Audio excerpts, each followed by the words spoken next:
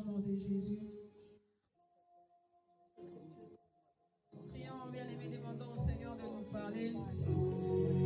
Demandons au roi de rois de nous parler. Que lui seul puisse prendre la place au milieu de nous. Que lui seul puisse prendre la place dans nos cœurs. Que lui seul puisse dominer encore en ce lieu.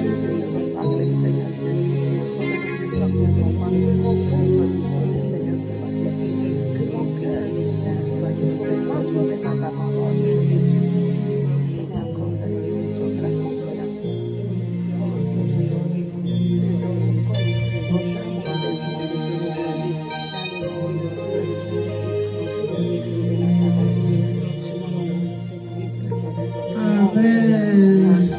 Alléluia, alléluia.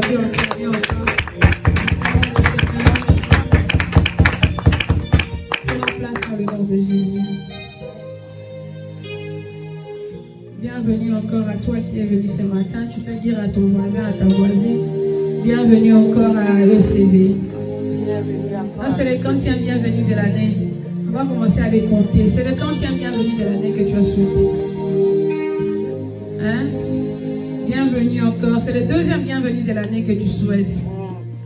Donc il faut le faire de tout cœur. Alléluia. Amen. Juste une petite rectification au niveau des communiqués. Il y a les prières non-stop en ligne a pris fin ce vendredi. Donc voilà, a pris fin ce vendredi. Comme les églises ont repris avec 15 personnes, maximum 15 personnes, faisons l'effort d'être là ce dimanche. Donc on aura les précisions si on viendra en semaine ou pas. On aura les précisions quand maman elle-même, elle va nous passer le message. Mais entre-temps, le prière non-stop, ça continue. Continue, c'est là chez toi à la maison. Mais on va plus se réunir encore pour l'instant sur SCV Culte en ligne. Par contre, les intercesseurs, vous continuez. Vous avez repris avec votre prière tous les jours. Tous les jours, tous les jours, tous les jours. Les dimanches, on est à l'église pour glorifier les seigneurs. Amen. Amen. La fois passée, on a parlé du réveil spirituel.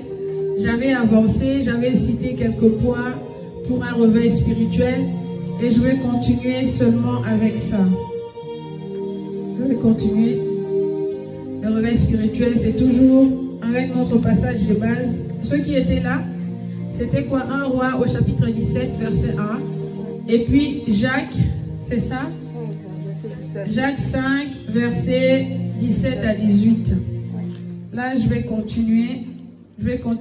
J'avais parlé de plusieurs choses que j'avais citées. J'avais donné aussi un autre passage de plus. C'était dans des Thessaloniciens 2, 3 à 4. Hein? On avait parlé de l'apostasie.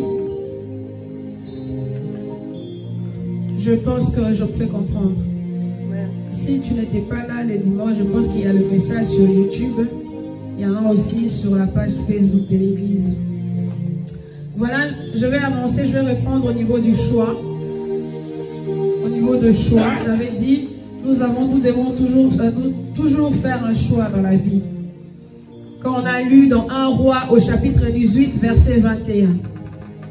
1 Roi, chapitre 18, verset 21. Amen. Amen. 1 Roi chapitre 18, verset 21. Nous avons tous la parole de Dieu au nom de Jésus-Christ. Amen. 1 Roi chapitre 18, verset 21. Amen. Amen. Alors Élie s'approcha de tout le peuple et dit, jusqu'à quand crocherez-vous des deux côtés? Si l'Éternel est Dieu, allez auprès de lui. Si c'est Baal, allez après lui. Le peuple ne lui répondit rien. Amen. Amen. Le peuple ne lui répondit rien. On peut prendre place dans le nom de Jésus. Allez, jusqu'à quand clocherez-vous de deux côtés? Il était en train de parler, bien aimé, à ce peuple que Jézabel avait manipulé. À ce peuple que Jézabel avait pris le dessus. À ce peuple que Jézabel avait changé les mentalités. Ils ont oublié le Dieu vivant pour servir Baal. Alléluia. Amen. Alléluia. Amen. Ils ont oublié cela complètement, que leur vie c'est Dieu. C'est Dieu qui les avait choisis. C'est le Seigneur, le Dieu Tout-Puissant qu'ils avaient seulement adoré. Mais eux, ils se sont accrochés aux choses matérielles. ils se sont accrochés à fabriquer les dieux. Alors, à un moment, je suppose qu'ils pensaient que c'est bien. À un moment, on doit vraiment faire ceci pour notre le Dieu Tout-Puissant, mais aussi on doit adorer Baal parce que celui-là, il donne la pluie, parce que celui-là, il donne de l'argent. Alors, Élie leur a parlé, leur a dit, jusqu'à quand vous allez être des deux côtés? Jusqu'à quand vous allez suivre les deux mondes, le monde? Jusqu'à quand tu vas dire que je suis chrétienne, mais en même temps je suis païenne? Jusqu'à quand tu vas dire, je vais dire que je suis enfant de Dieu, mais je demeure toujours dans les péchés, dans la négligence? Alléluia. Alléluia. Jusqu'à quand? Mais pour cela, il leur a dit, vous devez choisir. Si c'est Baal, là on parle du problème d'un choix. Mais pour avoir un réveil spirituel, il faut savoir faire le choix. Donc, soit je fais le choix de me lever dans la prière, ou je fais le choix de m'endormir. Soit je fais le choix de chercher Dieu en profondeur, ou je fais le choix de rester complètement dans le monde. Alléluia. Je pense que la fois passée, j'avais donné même un exemple. J'ai dit au Congo, on dit qu'un chien a 4 pattes, mais il suit seulement un seul chemin. Un seul chemin qu'il suit. Jamais un homme que Dieu a créé, tu as 2 pieds, mais tu es en train de suivre 2 chemins à la fois. Ça sera quoi ta réponse? Ça sera quoi les résultats? Quel sera ton résultat? C'est ça que nous sommes en train de parler ici. Pour avoir un réveil, tu dois savoir faire un choix. On ne parle pas de réveil, bien aimé, de chez toi à la maison, mais un réveil spirituel. Spirituel, bien aimé. C'est-à-dire que quelque part, il y a des choses que Dieu a déposées en toi. Ça dormait encore. L'église de Dieu a longtemps été endormie dans le monde. Est-ce que je peux avancer? Est-ce que je me fais comprendre? Amen. Il est temps que l'église fasse un choix. Soit nous adorons le vrai Dieu, soit nous adorons Baal. Soit nous venons à Dieu seulement pour la prospérité. Soit nous venons vers Dieu seulement pour le mariage. Soit nous venons à Dieu seulement pour chercher ce que nous avons besoin. Mais si c'est pour cela, va de ce côté-là. Va à côté des Baal. Si c'est pour ton Dieu vivant, il a dit que l'adoration, bien aimé, l'adoration ne doit pas seulement se suffire des lèvres, mais cela doit venir du cœur. Du cœur. Regarde le peuple, comme il a dit dans la Bible. Regarde ce peuple qui m'adore seulement de lèvres. Non, non, on ne veut pas de peuple qui adore Dieu de lèvres, mais le peuple qui adore Dieu du cœur. C'est du cœur. Allez, nous cherchons ces gens-là qui adorent Dieu du cœur. C'est-à-dire, je viens devant mon Dieu avec mon cœur, pas avec mes lèvres, pas pour qu'on puisse me voir que je viens à l'église, pas pour qu'on puisse voir que je suis venu marquer ma présence, mais c'est mon cœur qui vient. Je comprends que c'est le Dieu d'Israël qui a mis devant moi la vie. Alléluia. Amen. Je comprends que c'est ce Dieu-là qui a placé devant moi la vie, qui a placé devant, comme il est écrit dans Deutéronome 30, 19.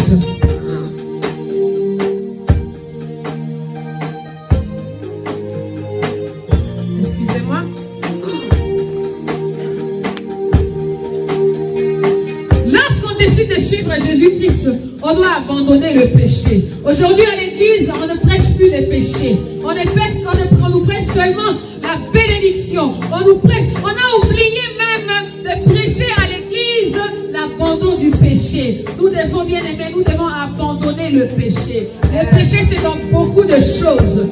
C'est aussi un choix pour abandonner un péché. C'est un choix. C'est un choix. J'ai le choix d'abandonner ou j'ai le choix de ne pas abandonner. J'ai le choix de tenir ce que je dois faire. J'ai aussi le choix de ne pas tenir ce que je dois faire. J'ai le choix de respecter la personne qui est à côté de moi. J'ai aussi le choix de ne pas le respecter. Alors j'ai le choix d'honorer Dieu. J'ai aussi le choix de ne pas honorer Dieu. C'est ça qui est écrit dans Deutéronome 30, 19. Tu as le choix. Il a mis devant toi bien aimé, 2 choses. Le ciel est témoin. Le ciel est témoin, bien aimé. 2 choses devant toi que le Seigneur a placées. Mais lui, il te conseille de choisir la vérité. Amen. Parce que lui, il est le chemin, la vie et la vérité. Amen. On prend 1 Roi 18, verset 30. J'avance. Pour avoir un réveil, 1 Roi, chapitre 18, verset 30. Amen. Amen. Lisons la parole de Dieu au nom de Jésus-Christ. Amen. Élie dit alors à tout le peuple, approchez-vous de moi. Tout le peuple s'approcha de lui. Et Élie rétablit l'autel de l'Éternel qui avait été renversé. Alléluia. Amen. On peut s'asseoir dans le nom de Jésus. Élie rétablit l'autel de l'Éternel qui a été renversé. Bien aimé, regardons les églises de Dieu. L'autel de Dieu a été renversé. Donc l'autel de Dieu, bien aimé, c'est là qu'on vient offrir des sacrifices. C'est là, bien aimé, aujourd'hui l'église, c'est que c'est devenu quelque part où on vient seulement se réunir, on dirait une mutualité. On dirait une mutualité, c'est là que je viens retrouver telle personne, c'est là, si je ne pars pas là-bas, je ne peux pas le retrouver là-bas. Je ne peux pas, je sais, c'est facile que là je peux aller pour trouver mon amour. C'est là, c'est facile que là je peux aller faire ceci. C'est facile, ça devient maintenant une mutualité. C'est facile, je viens là-bas, on va réunir notre argent et puis après on va faire la fête. C'est très facile, c'est très bien. C'est très bien, c'est très bien de demeurer ensemble pour nous. Mais avec quel but? Dans le but de renverser l'autel de Dieu ou dans le but vraiment de glorifier le Dieu Tout-Puissant? Hein? Il a bien dit, approchez-vous de moi. Tout le peuple s'approcha de lui. Et Élie, il rétablit l'autel. On rétablit quelque chose qui a été détruit. On rétablit quelque chose qui a été détruit. Je suis désolée quand de fois tu vois certaines églises, tu rentres comme ça sur l'autel de Dieu, le grand photo de l'homme de Dieu de l'église ou de la servante de Dieu de l'église, une grande photo à la place de mettre ça, on peut mettre une grande photo supposant de la responsable de l'église. Est-ce que ça a un sens? On est en train de détruire l'autel de Dieu.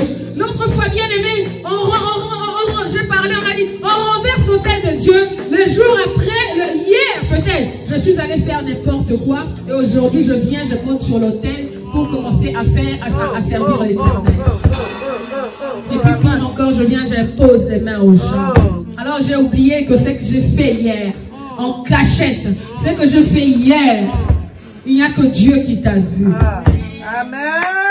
On est en train de renverser l'autel de Dieu par notre façon de faire. On est en train de renverser l'autel de Dieu par notre façon d'agir. Nous devons agir d'un cœur sincère.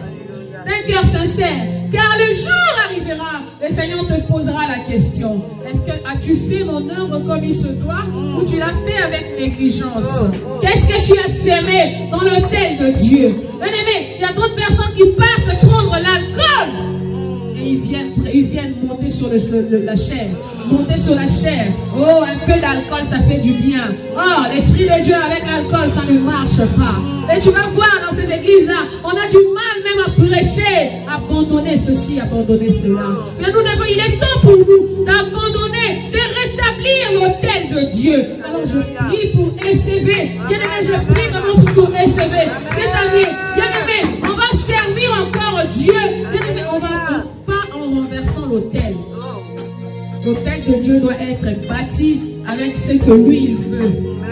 On va bâtir l'autel de Dieu, bien-aimé. Bâtir avec un cœur sincère. Bâtir vraiment l'autel de Dieu comme lui il veut. Et non comme nous on le veut. Parce qu'aujourd'hui on oublie même la place du Saint-Esprit dans les églises. Aujourd'hui c'est nous qui prenons la place. Nous qui prenons la place. On commence à dire que Dieu m'a dit alors que Dieu nous a rien dit. On monte aussi cette place-là de monter sur la chair, de commencer à dire le Seigneur m'a dit ça, le Seigneur m'a dit ça. À vrai dire, ce sont que tes convictions à toi. À vrai dire, ce sont que tes pensées. Alors pourquoi dire que Dieu m'a dit au lieu de dire tu es en train de détruire l'autel de Dieu? Sacrilège. Si tu es dans ça plutôt, répands-toi. Répands-toi, car quand le Seigneur reviendra, il va te juger, il va nous juger. L'autel de Dieu, c'est le lieu de sacrifice, de la divinité de Dieu. Dans le temple, bien aimé, la première des choses, c'est de rebâtir l'autel de Dieu. On regarde l'autel de Dieu. Qu'est-ce qu'il faut à l'autel de Dieu pour que le Seigneur puisse se glorifier correctement? Qu'est-ce qu'il faut à l'autel de Dieu pour que Dieu soit élevé correctement? Nous devons savoir bâtir, nous devons savoir prendre soin de l'autel de Dieu. Amen. Alléluia. Amen. On On ne peut avoir un réveil s'il n'y a pas, si on ne rétablit pas l'autel. Donc s'il n'y a pas de sacrifice, si on ne se commande pas pour ce Dieu-là. On ne peut bâtir l'autel. Nous voulons la facilité dans tout. Dans toutes choses, on a la facilité. On ne veut pas se sacrifier pour ce Dieu. On ne veut pas le sacrifier. Les sacrifices plutôt plus pour nous au lieu de le sacrifice de Dieu. De Dieu vivant. Dans 1 Roi, bien aimé, le chapitre 18, 32. Déjà, je vais commencer à 31. 31, il dit, il prit Élie, on parle d'Élie. Il prit 12 pierres d'après le nombre des tribus des fils de Jacob, auquel l'Éternel avait dit, Israël sera ton nom. Et il bâtit avec ces 12 pierres, un autel au nom de l'Éternel. Il fit autour de l'Éternel un fossé de la capacité de 2 mesures des semences. Je ne sais pas si vous avez compris. 32, je répète, 32 il dit. Et il bâtit avec ces pierres, donc ces 12 pierres qu'on a lues dans le 31, un autel au nom de l'Éternel, il fit autour de l'autel un fossé de la capacité de 2 mesures de semences. Il arrangea de bois, là c'est déjà, j'arrive déjà à 33. Alléluia. Amen. Le 12 pierres pour bâtir un autel de l'Éternel. Le 12 pierres, c'est autre que le fondement. Or, la base, notre socle, c'est Jésus-Christ qui est notre fondement. C'est Jésus-Christ qui est notre base, bien aimé. C'est au temps de Samson, il y a eu la division. Les 12 tribus a été divisées au temps de Samson. Élie, quand il est arrivé, il a réuni les 12 pierres. Il a réuni les 12 pierres. Pour que Dieu exauce Israël, il fallait qu'il revienne, il fallait qu'Israël revienne au fondement. Je ne sais pas si je me fais comprendre. Parce que quand ils ont commencé à servir Baal, Dieu ne pouvait plus les exaucer. Ils avaient fait leur choix, ils avaient suivi leur choix. Alors, Élie, quand il est apparu, il est venu. Maintenant, il fallait que les enfants d'Israël reviennent sur la bonne marche.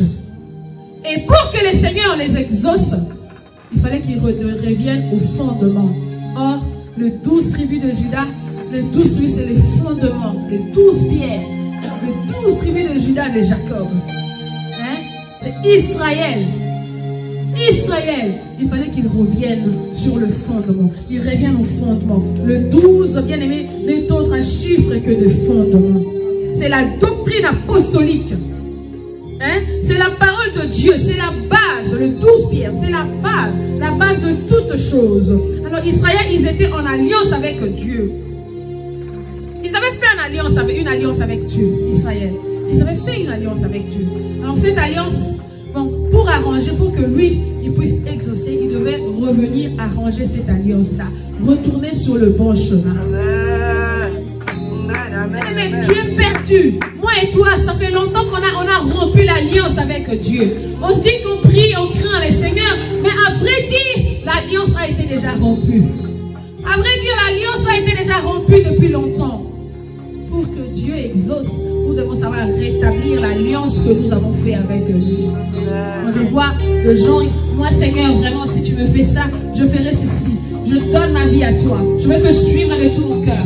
Aucun jour je vais t'abandonner. Aucun jour je vais négliger ton œuvre. On est en train de faire une alliance. Dieu entend. Il prend ça en acte. Mais quand le jour arrivera et que tu fais l'abandon, et après il y aura des complications dans ta vie, tu poseras la question, qu'est-ce qui ne va pas? Retour au fondement. Retour à la parole de Dieu. Retour à l'alliance que tu avais signée avec Dieu. Alléluia. Amen. Le Christ est le socle. C'est la base de notre foi. Le Christ doit être la base dans les églises. Le Christ doit être la base dans le SCV. Le Christ doit être la base dans nos cœurs. Dans nos cœurs. Jésus-Christ doit être la base. Jésus-Christ doit être la base. Bien-aimé, moi je suis le Seigneur. Que tu m'aimes ou tu ne m'aimes pas, je sais que le Seigneur m'aime. Et pour cela, ma vie, bien-aimé, je sais ce que Dieu a fait en moi. Avec les choses de Dieu, moi je ne blague pas. Amen. Je fais ce que le Seigneur me dit de faire. Je fais ce que le Seigneur me dit de faire. Parce que j'ai compris que le Christ, nous avons longtemps joué. J'ai longtemps blagué. Nous avons longtemps blagué. Peut-être toi aussi, tu es à ma place aujourd'hui. Tu as longtemps blagué. Reviens, mets le Christ au centre de ta vie. Mets le Christ, bien-aimé, au centre de ta vie. Si tu mets le Christ au centre de ta vie, tu verras qu'il va t'emmener encore de gloire en gloire. Il va t'emmener encore plus loin. Il va t'emmener encore de gloire en gloire avec lui. Alléluia. Amen. Alléluia. Amen. Dans les églises, le Christ doit être la base. Dans les assemblées chrétiennes, le Christ doit être la base de notre foi. Aujourd'hui, quelle est la base de notre foi? Quelle est la base de notre foi aujourd'hui? Si je pose la question aujourd'hui à l'assemblée, quelle est la base de ta foi? Quelle sera ta réponse? Réfléchis cela dans ton cœur. Quelle est la base de ta foi? Quelle est la base de ma foi aujourd'hui? Je m'appelle chrétienne, mais la base de ma foi, c'est quoi? C'est quoi la base de ma foi? C'est seulement parce qu'il m'a guéri? C'est seulement parce qu'il m'a délivré? C'est seulement, mais quelle est la base de ta foi? Quelle est la base de ma foi? Nous devons avoir foi en Dieu. Nous devons marcher dans la parole de Dieu. La parole de Dieu doit être la base de notre vie. Amen. La parole de Dieu doit être la base de toutes choses, même dans ta maison. Bâtis ta maison avec la parole de Dieu. C'est bien de parler, d'écouter. On parle, on écoute. Mais est-ce qu'on met la parole de Dieu en pratique comme il se doit? C'est la question que nous devons nous poser. Est-ce que la parole de Dieu se met en pratique? Oui ou non? Oui ou non? Dans l'assemblée aujourd'hui, on prêche. Aujourd'hui à ECV, on prêche. Les serveurs de Dieu, les serviteurs passent, prêchent. Mais est-ce que la parole de Dieu se met en pratique? Nous devons marcher maintenant dans la parole de Dieu. C'est la parole de Dieu qui doit être mise en pratique dans nos cœurs. Si, même dans tous les départements, on voit que l'application de la parole de Dieu ne se fait pas, les responsables, prenez charge d'appliquer la parole de Dieu. Prenons charge d'appliquer la parole de Dieu. C'est la parole de Dieu doit être mise en pratique. Bien-aimé, si tu lis, tu descends encore. Tu vas voir que Élie a pris, il a pris les bois, il a coupé les bois, bien-aimé. Or, le bois, c'est seulement le symbole de la croix. Aujourd'hui, nous avons perdu le sens de la croix.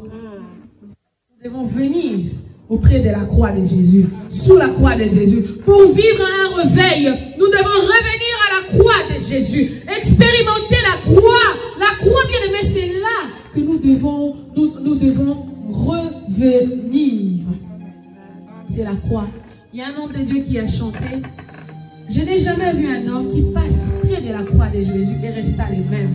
Bien aimé, quand tu viens, c'est sous la croix, c'est pas près de la croix, c'est sous la croix de Jésus. Amen. Quand tu viens sous la croix de Jésus, tu ne resteras pas la même personne. Mais si tu es tout le temps la même personne, la personne que le diable utilise tout le temps, pierre d'achoppement tout le temps pour les gens, c'est que tu n'as pas encore rencontré la croix. Tu n'as pas encore expérimenté la croix de Jésus. Nous devons expérimenter la croix de Jésus dans nos vies. Amen, amen, amen. Alléluia. Amen. Nous devons expérimenter la croix de Jésus.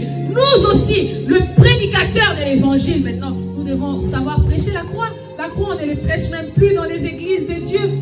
On a du mal à prêcher la croix parce que l'autel de Dieu a été renversé. On a du mal à prêcher la croix parce que l'autel de Dieu, bien-aimé, a pris une autre tournure. L'église de Dieu a pris une autre tournure. Une autre tournure. On prend tout le monde de la même façon. On prend tout le monde de la même façon. Alors, bien-aimé, la croix de Jésus nous pousse à renoncer à notre propre vie. La croix de Jésus. Hein?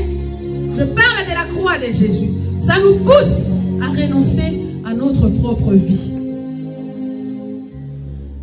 Est-ce que je peux avancer? Amen. La croix, c'est tout autre que la puissance de Dieu. La puissance du Seigneur Jésus-Christ. Ça démontre la puissance. Sur la croix, il est allé, il a payé un prix. Sur la croix, il est allé, bien-aimé.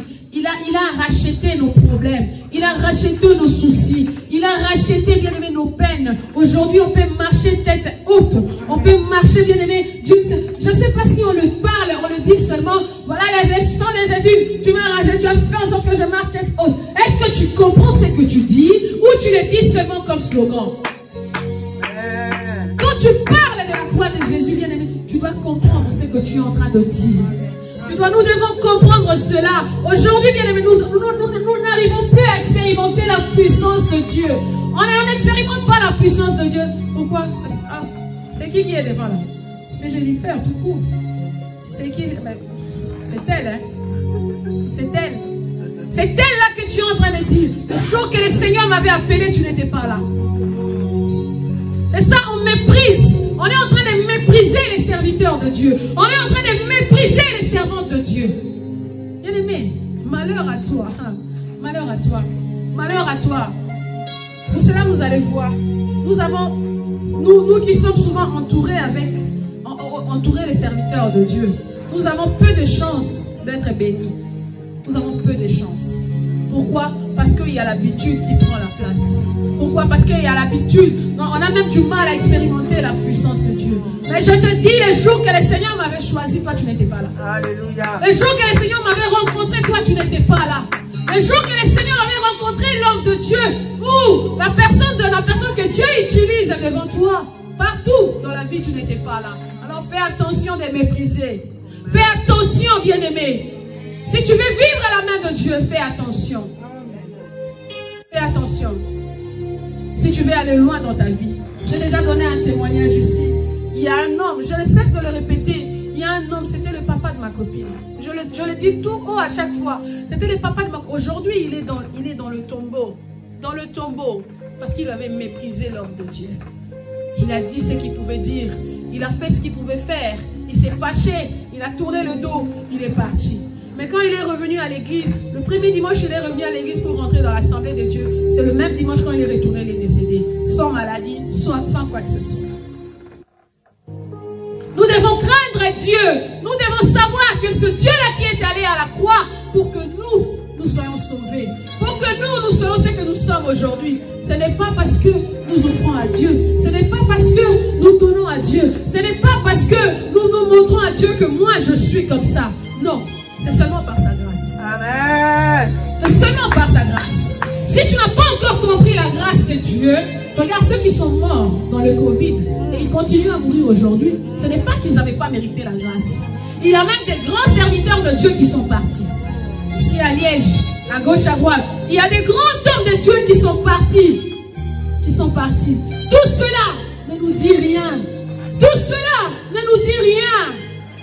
On est en train de mépriser Jésus, mais on veut le réveil dans nos vies. On est en train de mépriser le Seigneur Jésus-Christ, mais on veut le réveil spirituel dans nos vies. Non, bien-aimé. Non, bien-aimé. Dieu te voit. Dieu voit nos cœurs. Alors, bien-aimé, je te dis tout haut, je te dis, Dieu de la chair, reviens à Dieu comme il le faut. Reviens à la bonne marche. Le premier amour que tu avais quand tu avais rencontré le Seigneur, c'était comment? Et aujourd'hui, c'est comment? C'est comment? Fais le bilan de ta vie. Fais le bilan. Quand j'avais suivi Jésus-Christ, la soif que j'avais, l'amour de la croix. Non, je ne pouvais pas passer un temps dans la présence de toute une journée sans prier. Mais aujourd'hui, je passe de jour en jour. Je ne prie pas, cela me dit absolument rien du tout. Et je normalise les choses. Je suis en train de normaliser. Même les personnes qui sont tout autour de moi, maman apôtre ou maman Fifi, je normalise. C'est maman Fifi. C'est maman apôtre. Ouais, c'est maman apôtre, c'est tout court. Tu es maudit. Je te dis des choses vraies, tu es maudit. Tu seras peut-être étonné de ce que je te suis en train de te dire, mais je te dis des choses vraies. Parce que je suis en train de me mépriser. Je suis en train de me mépriser. Nous sachons que la grâce que Dieu a déposée en elle, en notre maman, ce n'est pas la même grâce que Dieu a déposée à maman Fifi. La façon Dieu la rencontre, ce n'est pas la même façon que Dieu rencontre maman Fifi. Vous comprenez ce que je suis en train de dire? C'est là que je suis, bien-aimé. Moi, ça me fait mal qu'on a besoin d'un réveil spirituel et que nous faisons l'abandon de la foi. Nous faisons l'abandon de la foi. Prêchons l'évangile de Dieu comme il se doit. Servons le Seigneur comme il se doit. Lève-toi et avance, bien-aimé. Si tu veux un réveil, c'est ton salut à toi. C'est ton salut à toi. Ce n'est pas le salut d'une personne à côté. Ce n'est pas le salut d'une autre. Je ne sais de qui, de mon fils ou de ma fille. Non, mais c'est mon salut à moi. Et pour cela, on a dit dans la parole, le salut salut est individuel. Le salut est individuel. Aujourd'hui, on oublie ce on venait faire à l'église. J'oublie ma première mission. Pourquoi j'avais pris acte de venir dans l'assemblée de Dieu. Alors je rentre dans les sentiments. Or, notre Dieu n'est pas un Dieu sentimental. Tu es en train de provoquer le sommeil spirituel. Tu es en train de provoquer le sommeil en toi, dans ton cœur, dans tes pensées. Tu es en train de provoquer le sommeil. Tu es en train de provoquer le sommeil. Alléluia. Alléluia. Bien-aimé, aujourd'hui le Seigneur m'a parlé pendant que je dormais. Le Seigneur m'a parlé. Le Seigneur m'a parlé d'une personne. Il m'a pris, regarde cette personne-là. Tu as vu cette personne-là? Elle ne peut rien faire. Elle a été déjà bannie de l'église. Aïe, aïe, aïe, j'ai eu mal au cœur. J'ai eu mal au cœur. Je vous dis la vérité, c'est une personne que je connais. J'ai eu mal au cœur. Le Seigneur me dit que cette personne-là a été déjà bannie de l'église. Pourquoi? Parce qu'elle ne voulait pas abandonner X choses. J'ai eu très mal au cœur. J'ai eu très mal au cœur. Et on me parle cela à travers un autre serviteur qui vient me dire cela. C'était dans mon sommeil, dans le songe. J'ai dit, Dieu de gloire, ta miséricorde. Bien-aimé, si le Seigneur t'est banni, qui peut venir intervenir? Si le Seigneur t'est banni, qui peut venir intervenir? Alléluia. Alléluia. Il est temps pour nous élever. 2021, nous devons renouveler nos intelligences. Même pour Dieu, nous devons renouveler, même pour l'Église, dans tout ce que nous faisons, même pour tout ce que nous faisons, dans tout ce que nous faisons. Renouvelons notre intelligence, même au niveau de nos familles. Renouvelons notre intelligence. Renouvelons. Maman avait eu un message. Elle avait dit, je pense, pose-leur la question. Tout ce qui s'est passé en 2020, du janvier jusqu'en décembre, elle avait dit, voilà, jusqu'aujourd'hui. Cela ne vous dit absolument rien. Vous vous souvenez encore? Elle avait dit ça. Elle a dit, c'est le message que le Seigneur avait dit. Mais aujourd'hui, quand j'ai vu ce que j'ai vu aujourd'hui, je dis, Seigneur Jésus, aie pitié de nous. Aie pitié de nous. D'autres personnes, tu vois, elle est en train de marcher seulement comme ça. C'est déjà un cadavre embaumé. Dieu a déjà rejeté. Dieu avait rejeté Saül dans la Bible. Dieu avait rejeté Saül quand il avait choisi David. Avait rejeté. Dieu est capable de rejeter à cause de ton obéissance, de ta désobéissance. Dieu est capable de te rejeter. Si nous prenons cela comme de la blague, un jour, le Seigneur va nous rencontrer. Le Seigneur va te rencontrer. Alors s'il te plaît, frère, soeur, ne t'habitue pas à moi. Ne t'habitue pas à moi, je t'en supplie. Même si je suis plus jeune que toi, mais ne t'habitue pas à moi. Ne t'habitue pas à moi. Habituons-nous à Dieu. Ne nous habituons pas aux serviteurs de Dieu, mais habituons-nous à Dieu. Habituons-nous à Dieu. C'est là que nous voyons les gens qui arrivent nouveaux souvent à l'église, les païens, quand ils se convertissent rapide, Dieu fait des choses extrêmes dans leur vie rapidement, d'une certaine façon. Parce qu'ils ont compris. Là où on était, je suis arrivé là. Non, j'ai compris directement. Vous allez voir que le Seigneur, il continue à transformer. Il transforme, il change des échelons en échelons, des échelons en échelons. Ils ne veulent pas s'habituer. Mais nous, aujourd'hui, les chrétiens, on s'habitue. On prend maintenant les serviteurs de Dieu, comme le pasteur Daniel, le pasteur Ima qui dit toujours, on me prend comme si un comédien qui vient faire les théâtres. Hein? Est-ce qu'il y a une personne qui fait le théâtre ici? Il y a un comédien là-bas qu'on appelait au Congo Mangobo. Parce que quand tu voyais seulement son visage, tu rigolais. Hein? Moi, je ne comprenais pas quand on parlait de ça, mais le jour que j'avais vu le visage de cet homme, moi-même, j'ai rigolé. Donc, quand tu vois seulement son visage, tu rigolais tout seul. C'est comme les saï-saï. Maintenant, on commence à prendre les hommes de Dieu, les serviteurs de Dieu comme des comédiens. Des comédiens. J'ai eu mal au cœur. J'ai regardé un homme de Dieu aujourd'hui. Ce matin, il a dit, ça fait mal. On regarde dans les réseaux sociaux, on prend la partie que l'homme de Dieu était en train de prêcher, on l'associe, on a écrit au-dessus, rigolant un peu. Et puis on prend ce que l'homme de Dieu parlait, on a mis à côté, on a mis sur le truc pour que les gens commencent à rigoler. Aujourd'hui, c'est le théâtre de chez nous, les théâtres dans les églises, les théâtres à gauche, à droite, dans la vie des serviteurs de Dieu. Comment est-ce que nous allons vivre la croix? Comment est-ce que nous allons expérimenter la croix de Dieu? Comment est-ce que, quand le Seigneur reviendra, il peut revenir aujourd'hui, il peut revenir Quand il viendra, aucune personne ne le sait. Aucune personne ne le sait. J'ai rêvé la fin du monde. Ah là là. J'ai rêvé de la fin du monde la semaine passée. Aucune personne ne le fait, bien ne le sait. Moi, ça m'a révolté au-dedans de moi. Ça m'a révolté. Non, je fais ce que le Seigneur me dit de faire. Si tu veux, je suis ce que maman dit, faites ceci. Je suis ça parce que je travaille sous les pieds de maman apôtre. C'est elle notre mère spirituelle. Si elle dit marche comme ça, c'est comme ça que je dois marcher. C'est comme ça que je dois faire. Alors, si tu veux marcher avec Dieu, si tu veux marcher avec la servante de Dieu, bien-aimé, tu es la bienvenue à l'église SEV. Tu es la bienvenue. Parce que tu ne peux pas rentrer dans une église et ne pas obéir à la personne que Dieu a établie sur toi.